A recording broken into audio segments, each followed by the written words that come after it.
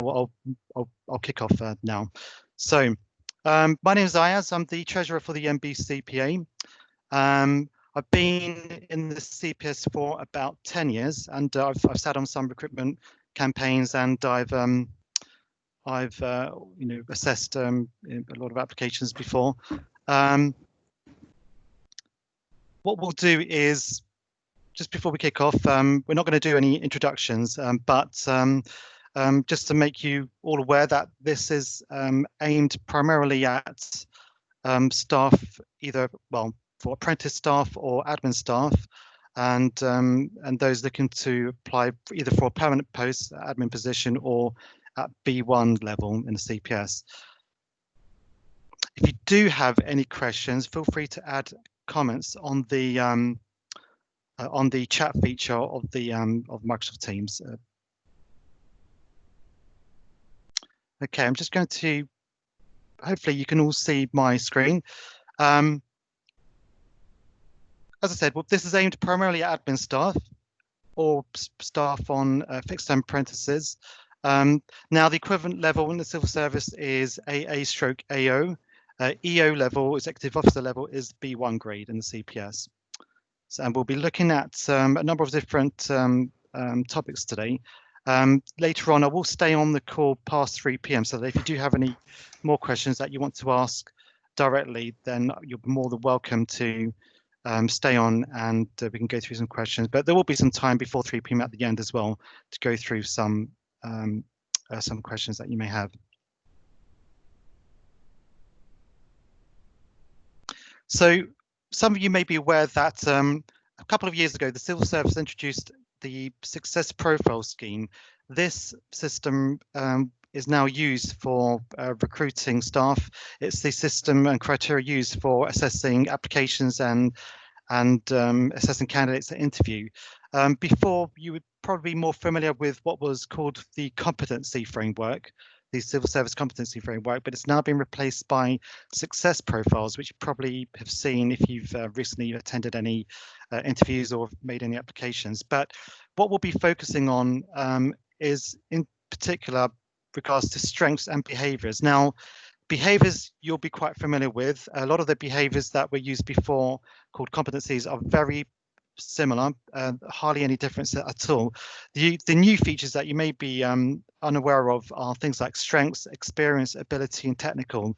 At this particular level, though, going for a permanent admin post or B1 post, you're most likely to be tested on just behaviours and strengths. Rarely have I seen applications where you're required to talk about your experience or your ability or technical. Normally, that would be reserved for higher grades or other particular specific roles, maybe like a project management role. But today we'll just be focusing on strengths and behaviours. As I said, these are the two most common themes. Strengths we'll talk about in a little bit later. We'll talk quite a lot in depth about behaviours because that is the essential part of the recruitment process. You'll be tested on behaviours at application stage, and you'll be tested on behaviours at the interview, including the assessments as well that you may be required to do as part of the recruitment process.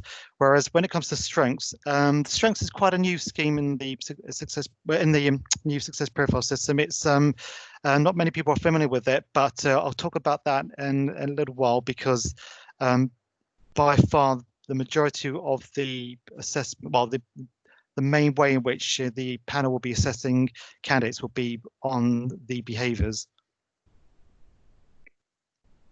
Right. One thing I really always stress to candidates if they ask me for advice when they're going for a job role is to make sure that they're really familiar with the civil service behaviours and the civil service strengths. These are available on the intranet. Just type in civil service behaviours or civil service strengths, and you can also find them on Google. You just type in civil service behaviours, and the first result will be guidance document on everything you need to know about how behaviours are tested and what sort of behaviours you may be tested on. We'll have a quick look at that as well. I think it's important that we have a quick look and so I can show you what the guidance demonstrates and how to understand which behaviour to look at for your particular grade that you're applying for. So just stop sharing my screen for one moment. Bear with me.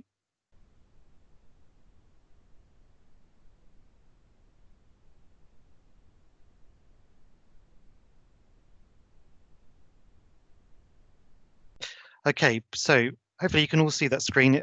Looking at success profiles, particularly on civil service strengths. So I won't give this too much time. Take a look online, but I'll just quickly explain to you what the strengths are. So there are a number of strengths that you'll be tested on at the interview stage. And when you are tested on strengths, you will not be aware beforehand what strength you'll be tested at. So unlike with the behaviours, you'll be told these are the behaviours you'll be tested at. It's not the same when it comes to strengths. You will not know what strengths you'll be asked. You'll be asked a question like, for example, if the panel want to know if you're naturally good at being confident, then make sure you're familiar, of course, with the definition on here, but you won't know necessarily beforehand what the question will be. But they'll probably ask you a question like, how natural is it for you to take charge of a situation? And in that sort of situation, you'd be expected to just give your straight up and unrehearsed answer. They'll be looking at clues around sort of how you answer that question, but you're not expected to give as much information as you would be when they're asking you when you ask you a behavior type question. So do have a look on all the different types of strengths. I think there are about more than 30 in total, and yeah, make sure you understand all the different strengths that you could be asked.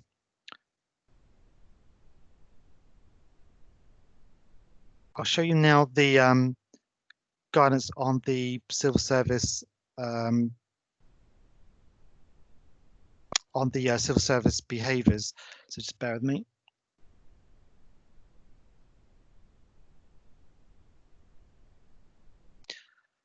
Okay, so hopefully you can all see the screen. Feel free to just come off mute or say something on the chat if there's any issue. But hopefully you can all see the screen now that I'm on. It's on success profile, civil service behaviours. This is absolutely key. I can't stress how important this is, that you understand what behaviours you'll be tested at. So you will be prompted, of course, to actually have a look at this when you do apply on the civil service jobs website. But it's really important you understand the different levels of the criteria. So today in particular, we're looking at level 1 and level 2. So level 1 is AA and AO. That's the A2 or PA level in a CPS. So like an admin assistant or casework assistant or paralegal assistant. Level 2 is civil service EO grade, or in the CPS that would be, for example, a paralegal officer or any B1 type grade.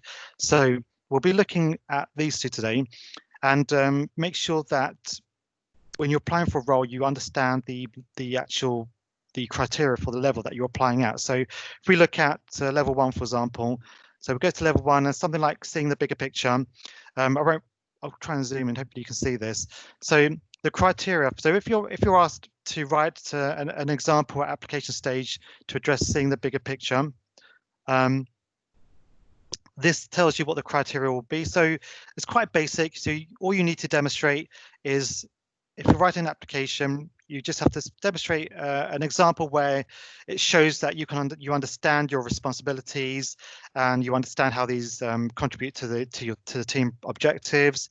Maybe something around that you understand how your work can impact on other people in the team as well, and anything about how you gather information. So very basic level. But if we go down to level 2 or B1 PO grade, it's a little bit more detailed now. Now it's not just about understanding your responsibility, but it's more about your work, and also the work of your team, and how it meets the wider objectives, and what is it that you do, not that you just check up information, but how is it that you keep up to date with issues that affect your work. So it's a little bit more detail, and of course the higher up the grades you go, then the more detail will be required. Just as out of interest, if any of you are really ambitious and looking at becoming I don't know, maybe director in a CPS one day, we'll look at seeing the bigger picture.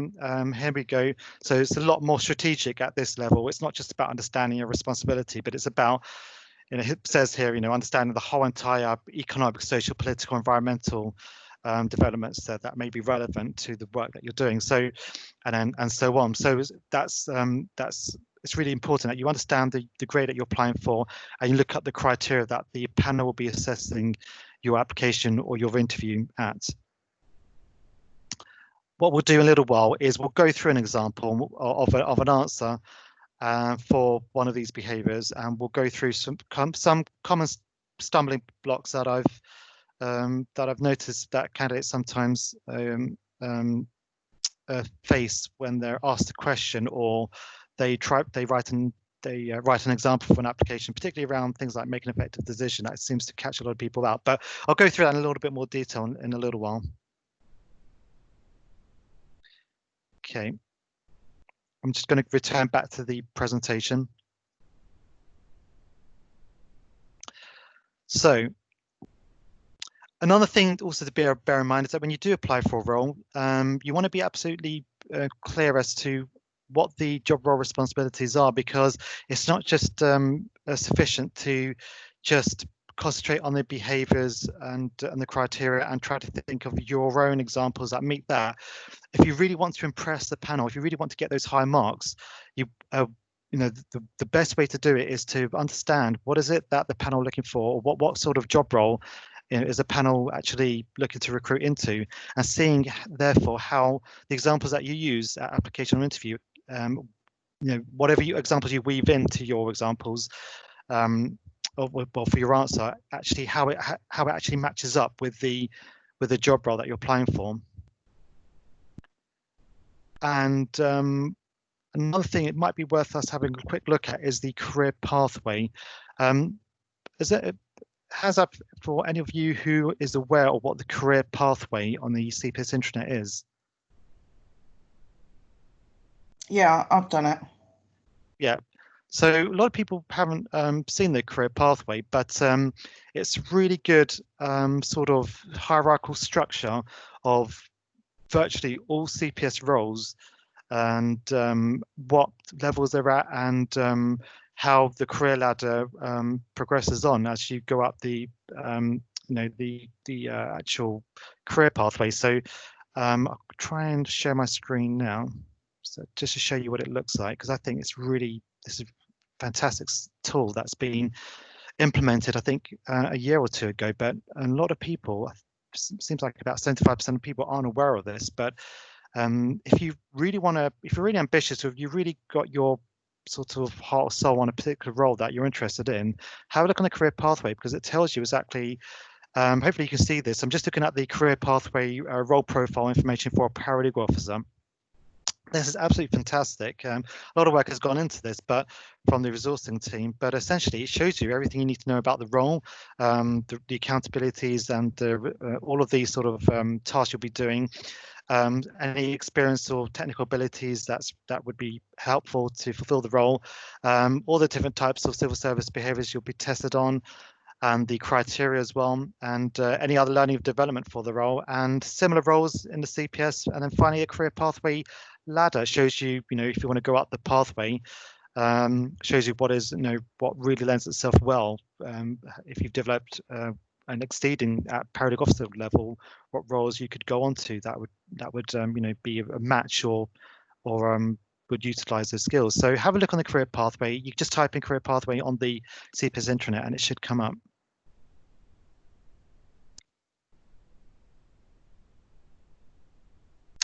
Right, I will return to this slideshow. I won't be moving over to another screen now, so hopefully you can all see.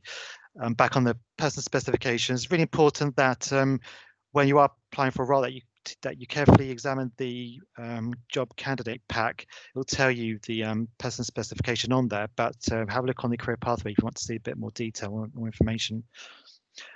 Right, now we'll start getting into a bit more of the detail and a bit more.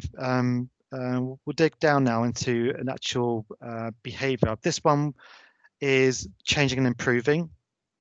A number of behaviours is just one of them. And this I've just copied and pasted from the Civil Service Behaviours Guide.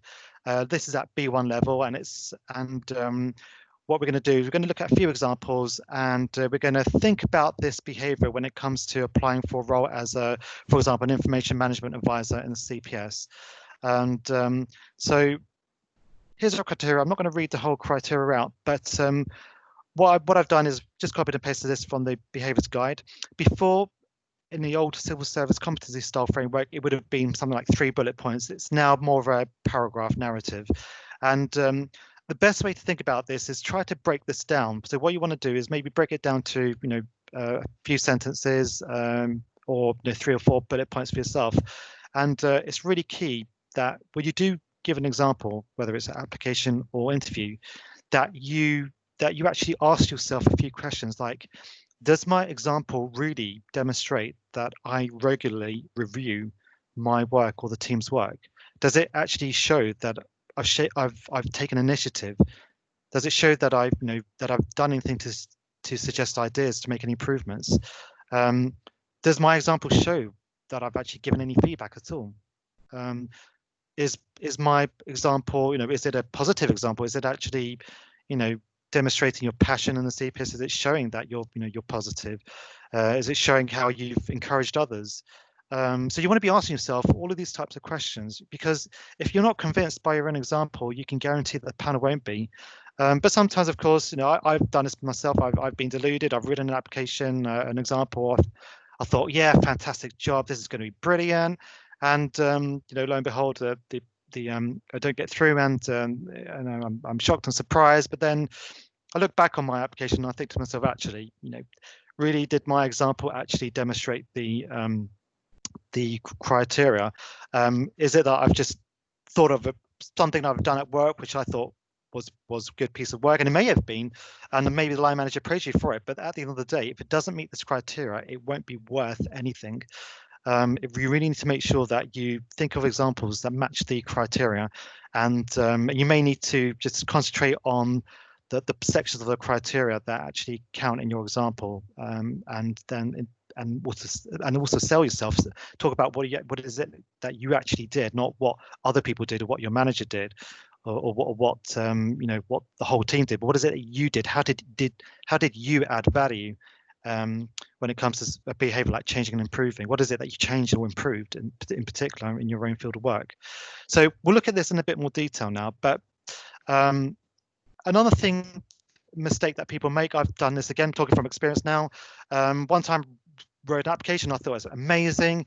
And when I got feedback, I was told the problem is that what you did was you spent about 80% of the time explaining what the situation was, and then just 10% explaining what you did. And I thought, initially I thought, well, I've got to do that because I've got to explain, in order for the panel to understand the gravity of the situation, I need to explain in great detail how difficult it was and how amazing, that I was able to overcome it. But actually, the panel aren't interested in that. They don't need reams and reams of information of how difficult the situation was. You shouldn't really be spending more than 10% of your written application explaining what the situation was.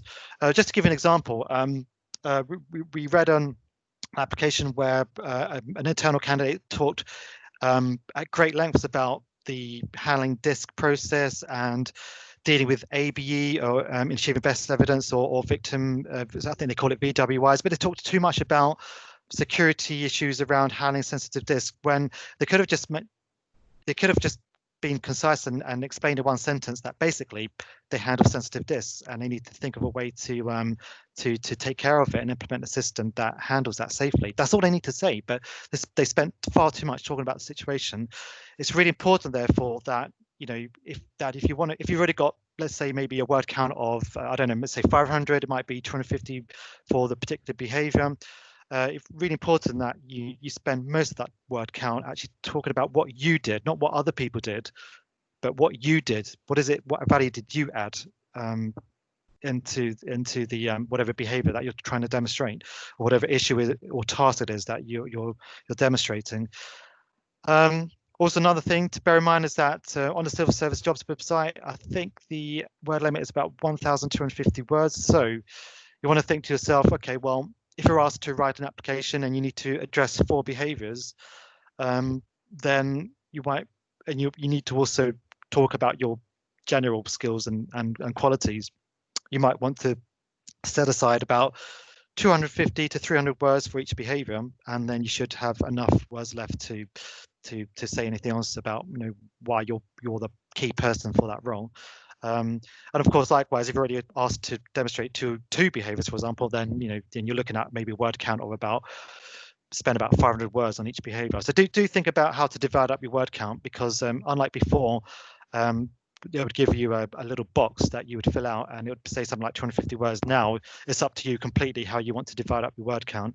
But my suggestion is that you try and divide it up equally for each behavior, but leave yourself enough room to add some more information about yourself. So going back to the writing and going back to writing an example for your application, think about this situation, task, achievement, results method, or action and results method. Make sure you spend the majority of it talking about the action, and don't think to yourself, well, I need to spend a quarter of it talking about the situation, a quarter talking about the task, and a quarter talking about results. You want to spend most of it on the action that you took. Right, I'll have a look at this comparison. Hopefully you can see this comparison of which scored higher on changing and improving. I'll be quiet for maybe about 10-20 seconds. You don't need to read it in great detail, but just have glance your eyes over this and let me know which one you think scored higher and why.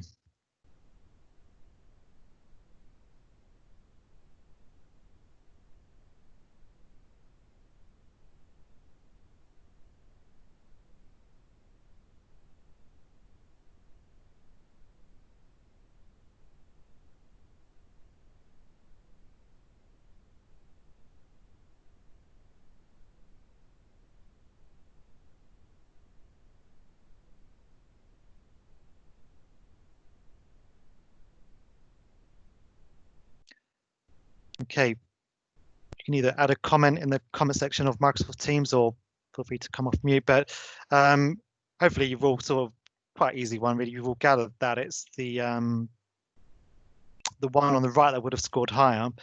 Doesn't necessarily mean that would have been sufficient to pass, but a common mistake. The whole point of showing you this is to demonstrate that it's really important that you go into some detail and specific information about what it is that you did in your example. So the problem with the example on the left is that, as Sarah has just mentioned on the comment section, is the problem with the example on the left is that it doesn't actually give any evidence of anything.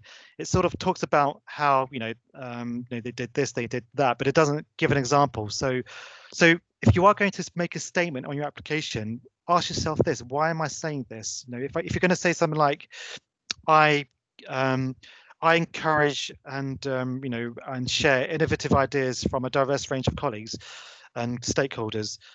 What you really want to, if you do say that, you need to back it up. Why are you saying this? What is it that you've done where you've shared innovative ideas across different stakeholders? How is it that you've encouraged others? What is it that you've recognized about the input from other colleagues? So don't just make statements about how I've saved the world and the world is a better place because of me, but you need to explain what is it that you did to make it better. What is it that you did to improve a situation or change a process or procedure? And if we're having a look on the one on the right, a very simple example. Now, I don't know, this wouldn't necessarily be enough. I don't think. You may need to add more information, but if the one on the left would probably just score a 1, and the one on the right possibly a 3 or 4, depending on how tough the panel are, or what exactly the question was, or what level this is pitched at. But it's really important to go into some detail. A lot of mistake that people make is that they talk great lengths about the situation, and they talk about how they identified all the problems and dealt with it, but without actually saying what problems they identified or how do they deal with them. So as I said, make sure don't use too much we did this, we did that. You could, if you're given an example when it comes to working together, sometimes people make mistake of talking about we did this, we did that, but really the panel want to know, what is it that you did as part of that working together process? What is it that you did when you consulted your colleagues in a piece of project where you're working together. You don't want to talk about how good the whole team was. That'd be fantastic for maybe civil service award. But when it comes to writing an application, it's all about you and what you did to add value. Another thing you might want to think about is if you are struggling to write an application, you're struggling to think of examples, put it down in your PDR. Say to your manager, I recently applied for a role and I failed at it, and and I think it's because I just couldn't really think of many examples. I couldn't think of a very good example to use for something like, I don't know, let's say maybe make an effective decision. You might feel like in the role that you're doing now, you don't have much room for making decisions, that it's very process based. You just follow a standard operating procedure and you stick to it, and there's no room for you to, there's no gray area for you to sort of cast your judgment. If you're struggling to think of an example that for the behavior around making effective decisions, which we'll look at in a little bit more detail later, speak to your manager, use your PDR process. The whole point of the PDR, it shouldn't be a tick box on the exercise. Use it to talk about how you want to develop in your role. Talk about what is it that your ambitions are, what is it that your key strengths are, but what is it that you need to develop on. Everyone needs development and something.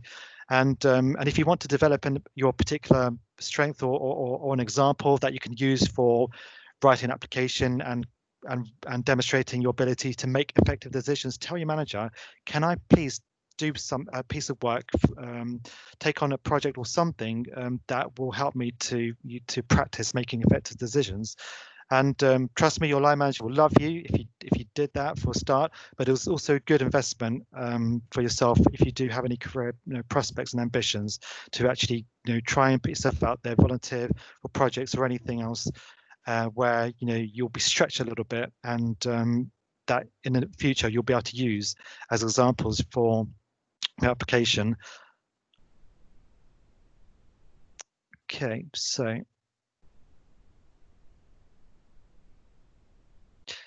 right, we're just going to quickly look at the structure now of writing an answer. We're going to look at this again. This is very basic, maybe at admin level, but the similar structure will apply at PO level.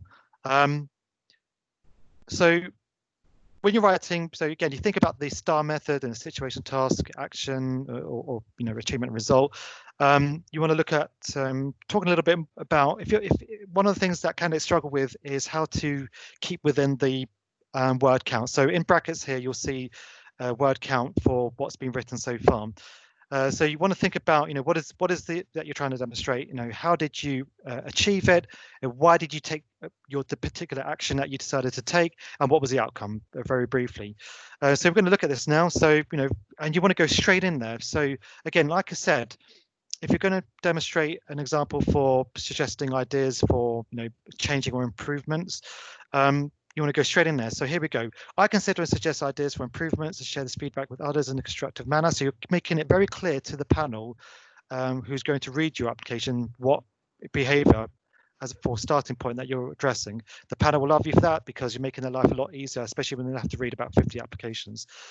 Or some people, what they do is they just underline it, might say something like changing and improving, underline it, and then talk about their example. But here's a starting point, and then the next point is the how. So a recent example of this is when I've raised the issue of unopened post at our issues group and solutions group meeting, and I informed the team that because the post was not open on time, slight wording mistake here, but it goes on to next section. So as unopened post was not open on time, we were failing to scan it on CMS and respond to it all by the end of the day. So that was the whole structure there. And then build the why. The reason I raised this was because the performance of the team was being affected by a problem that could easily be solved. So 94 words. And then of course you add the outcome, just again another sentence, takes you up to 125 words. And then of course you want to also sell yourself, add in some of those buzzwords about, that you took initiative, that, that the reason why you took particular action is because it affects the public, and about the professional manner in which you approached a situation. And then again, so far we've got 140 words that at this stage I don't think would be quite sufficient to reach a marking of 4. which is a pass mark for behavior. But it's just a very rough and basic demonstration how you should think about structuring your answer concisely so that you don't get caught out by the word count. So sometimes candidates will say, how on earth can I demonstrate this particular behavior in something like 250 words? Well, you've already got the essential key ingredients of this example in just 140 words here.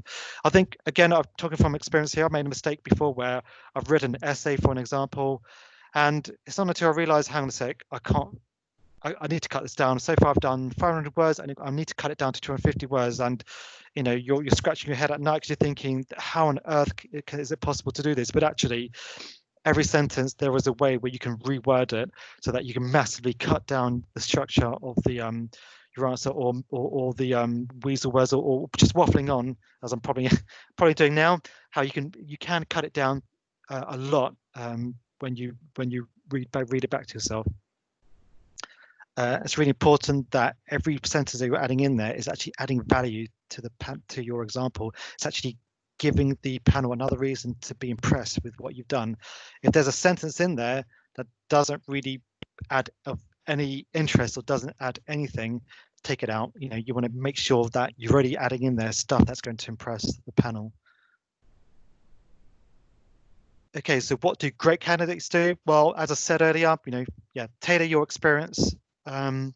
So what some people do is they think of an example where they've achieved something, and then they try to squeeze that into whatever the behavior is. But again, I've tried this before and it doesn't always work. Sometimes you really need to think about what role is it you're applying for, and then is there an example where you're demonstrating that you're actually doing that level of work in the role that you're applying for now. And if not, speak to your manager during the PDR process, during your annual appraisal process, to see how you can develop yourself in a key skill or behavior, so that when it comes to application or interview, you've got something really really stands out against the crowd. Because if everyone's doing the same thing, if you and your colleagues are all doing the same thing, the panel will need to think about. You need to think about how you can differentiate yourself. How is it you can make yourself stand out? What is it that you've done different, or what is it that you will bring of greater quality? Why is it that the panel should give you the role? And they'll be looking at of course the behavior criteria, but they'll be offering their higher scores to those who can actually demonstrate the behavior with a really good and clear example, but also weave it and match it into the role that they're applying for. Right. Okay, I mentioned earlier about this. There's a tricky behavior called making effective decisions, and I think the reason why people find this difficult is because they're not understanding what the panel are looking for here, or they're not realizing that this isn't just about talking about something you did. It's actually about something that you chose to do and why you chose to do it. So again, what I've done is I've just copied and pasted this criteria from the Civil Service Behaviours Guide for making effective decisions. I think this is at B1 level. And I've just broken it down into sentences with bullet points. So what some candidates do is when they write an application around making effective decisions, they're not really saying how they weighed up the options. What they're saying is something like, I'll give you an example. I think there was one candidate who said that there was some evidence missing or not properly annotated by the OIC or the police officer in the case. So they said in their application that they decided to contact the police officer to get it corrected. Now, the problem with that example, yes, it may have been good that they did that, and my manager may have praised them, and they may have been proud that they did that. The problem with that is it's not demonstrating an effective decision against the criteria. So let's look at the criteria. It's not just about what you did. At the end of the day, there's not really much else you can do other than contact that OSC and say, hey, you didn't do the job properly, get it done. That's not looking at a range of options. There isn't really are there any option that you could have taken. It may even be part of the SOP that you do that. Really, what you want to demonstrate is, how did you why was your decision fair, and what analysis or further research did you take to support the reason why you chose to take an action? You know, again, one mistake is that people say, well, I consulted my manager told me to do this. Well, that's a big mistake. You want to talk about what decision you took, but we all sometimes need advice, and there'll be lots of other people, including our managers, who will know about a topic, but they can't make the decision for us for whatever reason.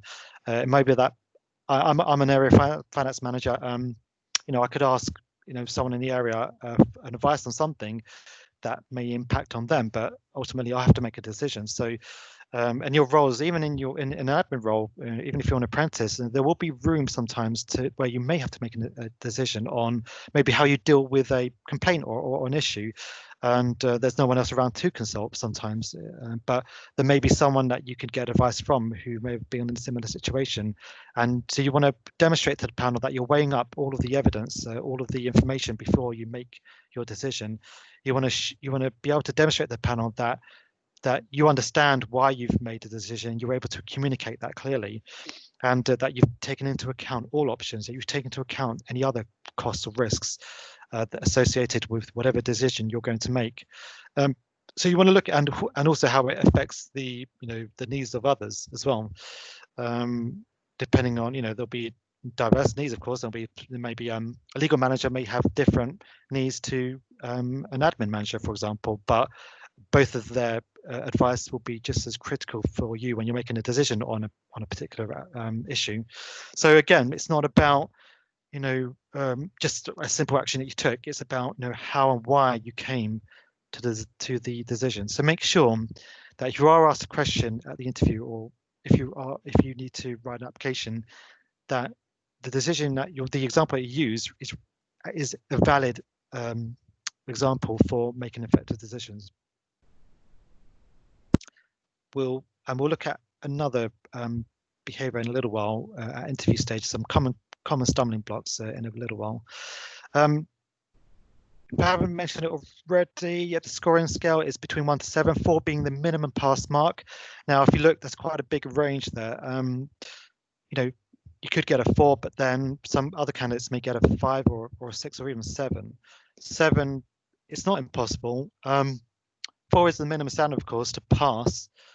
But in order to get high marks like 5 or 6 or 7, you need to actually be able to demonstrate the whole range of criteria, and also even convince the panel that not only are you not only are you demonstrated by the behavior, but actually exceeding at your current level or the level that you're applying for. Another thing that the panel will be looking at is if they're going to award a score of 7 is whether the examples you've given are almost identical to the role that you're already applying for, because there will be some situations where you're doing maybe that's something you're already doing some of the work with your line managers or some of the work at a higher level.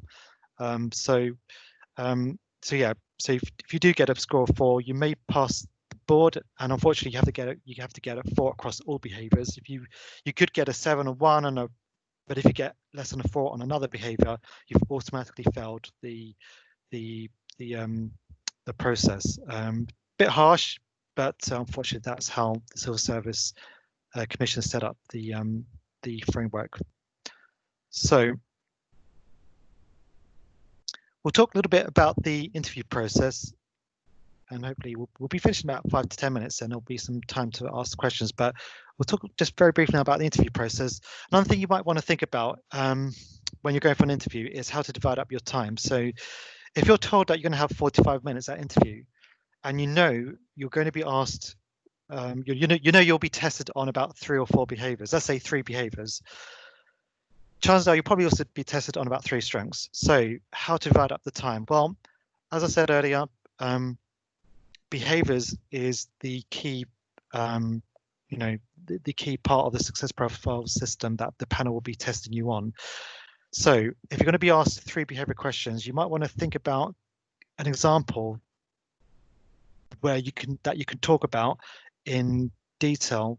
That's not you don't want to bore the panel, but you want to make sure you give enough information that convinces the panel or impresses the panel of your ability. So you might want to talk about 5 to 10 minutes of an example, for each behavior. So if you're going to be asked 3 behaviors and you speak about 5 to 10 minutes each, then that will take you between 20 to 30 minutes probably.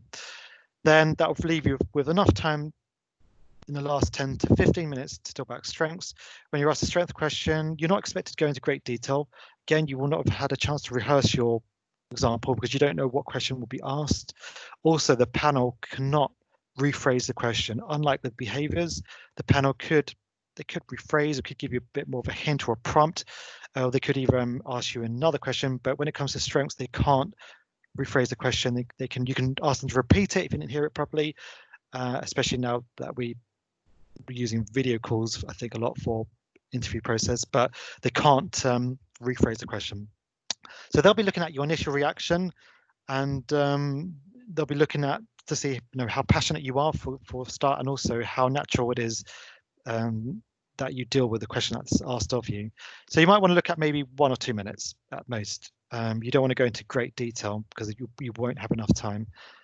And then there may be enough time maybe for a few minutes at the end for them to ask you one final question, or maybe a warm-up question right at the beginning of the interview process.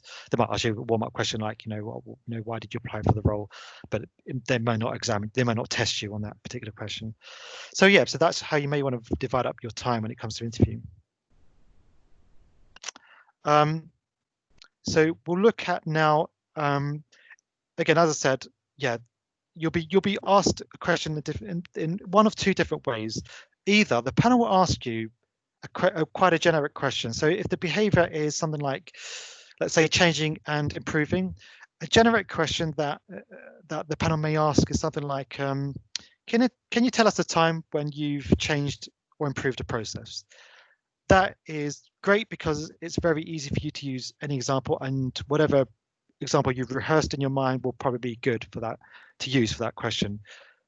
Where candidates get caught out now is where the panel asks quite a tough question or a much more specific question. So instead of asking you a question like, hey, can you tell us a time when you've changed and improved a process? Instead, the panel may ask you a specific question focusing on one particular sentence of that criteria. So if we look back on changing and improving, so the panel, for example, could ask you a question, a more specific question, or a narrower question like, can you tell us a way in which you've used technology to achieve efficient and effective results? This is the type of question where candidates start to panic, or people fall down on, because they will use the one or number of other examples that they've rehearsed in their mind without actually listening to the question. So the problem is that they may have a fantastic example of changing a system or improving something, but the panel asks the question, can you tell us a time when you use technology? Now, if the example that you give has got nothing to do with technology, such as digital technology, you're not going to pass. And this is where sometimes people start panicking or start stumbling because has happened myself before where I've thought of 2 examples and I'm just focusing on that, and I'm asked a question, but I don't really listen to the question. I go straight in there with an example, and I realize at the end, hang on a sec, I can see, yeah, I'm thinking to myself, I haven't really answered the question because they asked me specifically about an aspect of the criteria. And yeah, no matter how good the example is, you're unlikely to pass if you can't explain, you can't answer the question. So, and with this day and age, digital technology is everything. So you make sure you never get caught out on a question like that, especially when you'll be expected to be able to answer this kind of question. Think about also the role you're applying for. If the role you're applying for is not really digital focused, maybe if it's like a digital project manager, then make sure you're well versed on your digital skills. But if it's a question around, maybe it's a job around something else altogether, then let's say if it is for this B1 information management advisor, which is a security, I think it's in the security department, then the question may be more focused around that. So this is where people get caught out. So do be careful of that. Make sure that whatever examples you think for yourself, that you actually cover the whole range of criteria. Right, so I'll just go back. So here's another example. So example, we'll look at now communicating and influencing. Now, again, I mentioned before, here's another example here. So what I've done is I've copied and pasted this, I think it's that B1 level from the Civil Service Behaviours Guide, and I've just broken it down again for myself into bullet points just to help you and you know, help myself understand, you know, what is it, if I were to apply or role at this level, what is it I would need to address in my application or at the interview. So again, you could be asked a general question like, can you tell us a time when you've had to influence others on a difficult project or whatever it may be. But the panel could ask you a more specific question, such as, can you tell us a time when you've had to handle very challenging conversations? So this again, where people could get caught out because they can't think of a time when they've actually handled challenging conversations. They could think of a time when they've, you know, responded to feedback, or they've listened to ideas of working, or where they've used digital resources to communicate an idea, or anything else. But the question was, you know, if you're asked a question, well, can you tell us a time when you've handled a challenging conversation to communicate an issue? Again, that's where you could get caught out. So that's why it's so important that, you know, you break it down to yourself. Think of whatever examples you've got ready, and you know, make sure that if you've got one example, it doesn't cover the whole range of criteria, think of another one just in case you do get caught out on that. And if you are able to think of an example that covers all the criteria, and you answer the question and you weave it into the whatever example you've got into, well, you link it to the job that you're applying for, then, you know, you're likely to get a 6 or a 7. You don't have to necessarily address the whole criteria, but just be careful, because if your example focuses on most of it, and you should pass, but if the question was around challenging conversations, then you won't. So I've already mentioned about the rating scale for behaviours 1 to 7. I won't go into that. More information is available on Civil Service Behaviours Guide. But quickly on, when it comes to the strengths, the scale is between 1 to 4. It's a much smaller scale. The criteria is, yeah, it's quite an interesting one, really, because it's a little, some of it can be a little bit subjective, because it does depend on the panel make an evaluation on how you answer the question. You don't need to give a specific detailed answer either. So I think unless you really struggle to answer the question, you are likely to get a 1 or 2. As long as you've given a meaningful response, you should get a 3 or 4, and that will be sufficient to pass.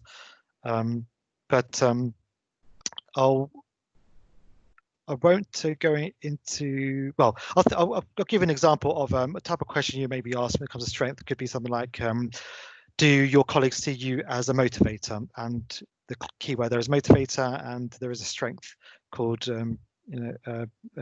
motivator. So that's where you might want to say something like, yes, you know, my colleagues, they know they can count on me when we've got a difficult issue, that they know that I'm enthusiastic and I'm positive about how we can get around the problem, and that's why my colleagues can rely on me for advice. So that would be perfectly good enough answer for a question around strength. So that's the end of the session. But if anyone's got any questions, you're more than feel free to come off mute or add any comments or questions in the conversation feature on Microsoft Teams.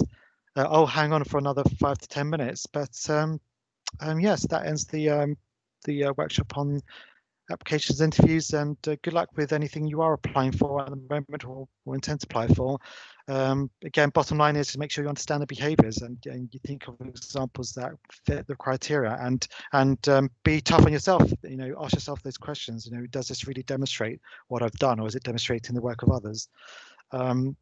So I want to hang on in a little bit. I'll stop the recording here, but best of luck in whatever future endeavours you may have.